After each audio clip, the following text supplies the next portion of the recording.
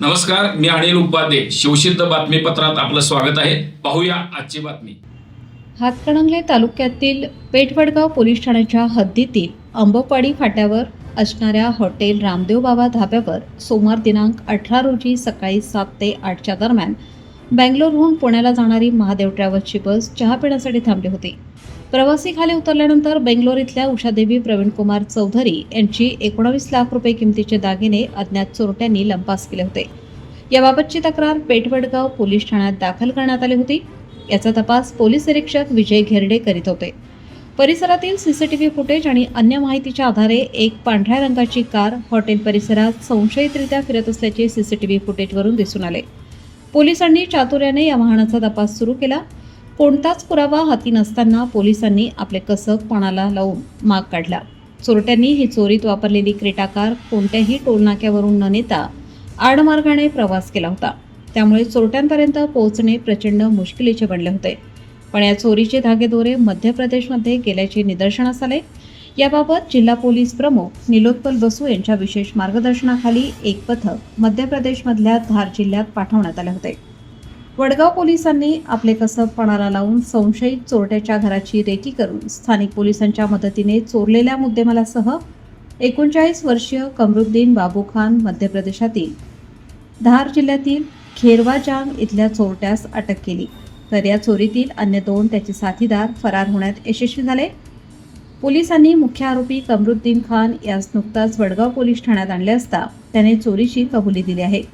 या चोरट्याकडून 12 लाख रुपये किमतीचे सोन्याचे गळ्यातील 90 ग्राम वजनाचे नेकलेस, 7,46,600 रुपये किमतीचे सोन्याचा 56 ग्रॅम वजनाचे कपाळावर घालणारी बिंदी, 6,000 रुपये किमतीचे अर्धा ग्राम वजनाचे सोन्याचे नाकातील मुकुट, 2 आणि चोरीसाठी वापरलेले 9 लाख रुपये किमतीची क्रेटा गाडी असा सुमारे 28,52,600 रुपयांचा मुद्देमाल पोलिसांनी जप्त केला आहे.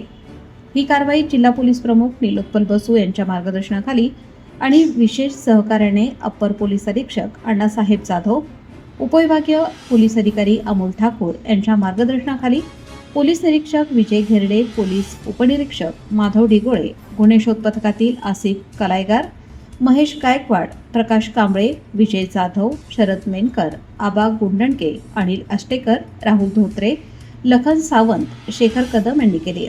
यातील संशयित आरोपी कमरुद्दीन बाबू खान याला पेठवडगाव न्यायालयात हजर केले असता न्यायालयाने त्याला 3 दिवसाची पोलीस कोठडी सुनावली आहे.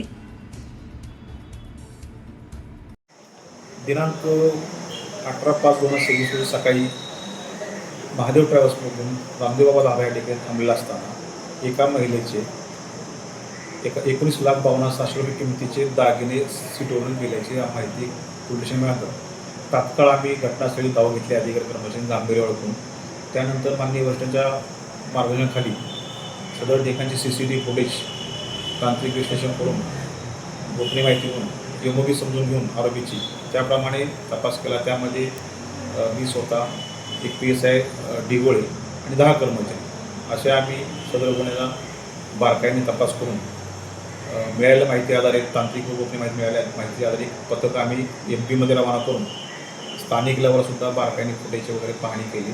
त्यामध्ये आम्ही एक क्रेटा गाडी निष्पन्न केली, जी गाडी या त्या घटनास्थळा ठिकाणी घुटमळलेल्याने तिचं वेग तिचा कमी झाला होता. त्यावरून ती गाडी अशा आमचा संशय दाटून ती गाडी निष्पन्न केली.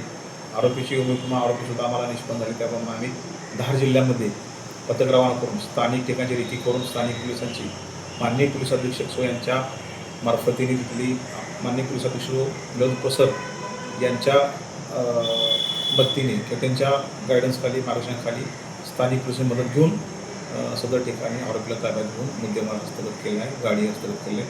एकूण 28,52,600 रुपये किमतीचा मुद्देमाल जप्त केलेला आहे. आणि एक आरोपी अटक केला असून 2 आरोपी फरार असून त्याचा तपास गुन्ह्यात तपास झाला असून आरोपी शोध घेऊन पुढील कारवाई केली आहे.